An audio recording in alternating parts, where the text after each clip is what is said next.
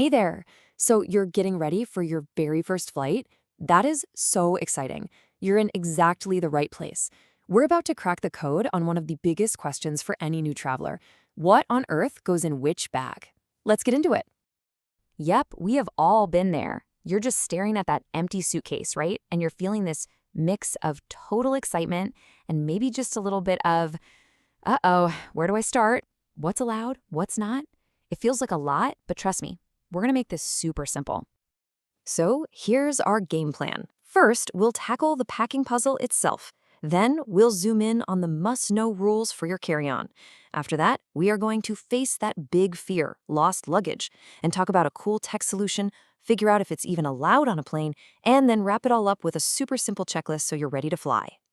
Okay, first things first. What's the actual difference here? It's pretty straightforward. Your carry-on is the smaller bag that you keep with you the whole time. It goes right up in the overhead bin or slides under the seat in front of you. Your checked bag, that's the big one. You hand it over when you check in, and it travels down below in the cargo hold of the plane. All right, let's focus on the bag with the most rules, your carry-on. Honestly, getting this bag right is the secret to breezing through security. And it really just boils down to understanding two really important types of items.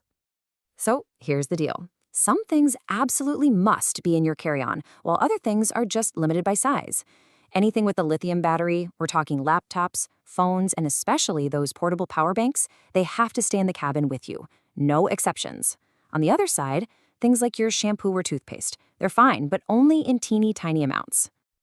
And you might be wondering, why are they so intense about the battery rule? Well, this quote from the International Air Transport Association really says it all. It is 100% a safety thing. If a battery has an issue in the cabin, the flight crew can deal with it right away. But if that happened down in the cargo hold, well, that's a much bigger problem. Now, about those liquids, there's an easy way to remember this. It's called the 3-1-1 rule. Your containers have to be 3.4 ounces or 100 milliliters or smaller. All those little bottles have to fit inside one single clear quart-sized bag. And you only get one of those bags per person. That's it. 3-1-1. Simple, right? Okay, carry on, check. Let's talk about the big suitcase, your checked bag. Now you've got way more freedom here, no need for those tiny liquid bottles. But you know, checking a bag brings up that one universal worry that pretty much every traveler has. Just think about it for a second. You hand over your suitcase, you watch it go down that conveyor belt and disappear, and you just hope you'll see it on the other side.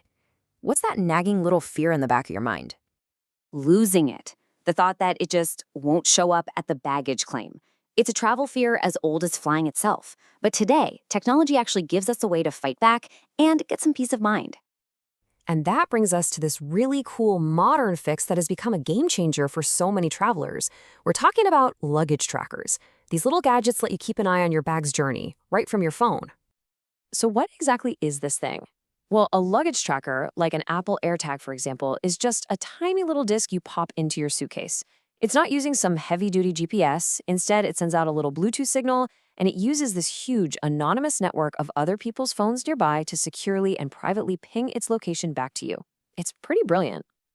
Of course, the first question everyone has is, wait, is this even allowed? Can you really put a little battery-powered gadget that's sending out signals inside your checked bag? For a hot minute, there was actually some real confusion about this. Yeah, this was a wild couple of days. Back in October 2022, the airline Lufthansa suddenly said no more active trackers, and people were not happy. The internet basically exploded, with everyone saying the airline just didn't want to be called out when they lost bags. It caused such an uproar that just a few days later, they completely reversed the decision. So, what's the final word? It's crystal clear. The FAA, that's the Federal Aviation Administration here in the US, they gave the official green light. They confirmed that the trackers are totally safe. That tiny little battery inside them has such a small amount of lithium that it's way, way below any safety limit. So, yep, you can absolutely use them. All right, we've talked rules, we've talked fears, and we've talked tech solutions. Let's put this all together into one final simple pre-flight checklist. This is going to have you packing like a seasoned pro for your first trip and really for every trip after that. Okay, here are the 4 big takeaways. Number 1, electronics, especially those power banks, must be in your carry-on. Number 2, for that carry-on, just remember 3-1-1 for any liquids. Number 3, Toss a tracker in your checked bag. Seriously, it's worth it for the peace of mind. And number 4, these rules are pretty much global, but it never, ever hurts to just do a quick search for your specific airline's rules before you leave. And that's it. See? Packing isn't some big, scary puzzle. You know the rules, you've got the tech, and you are ready to fly. So the only question left is the best one. Now that you're all set to go, where in the world is that first adventure going to take you?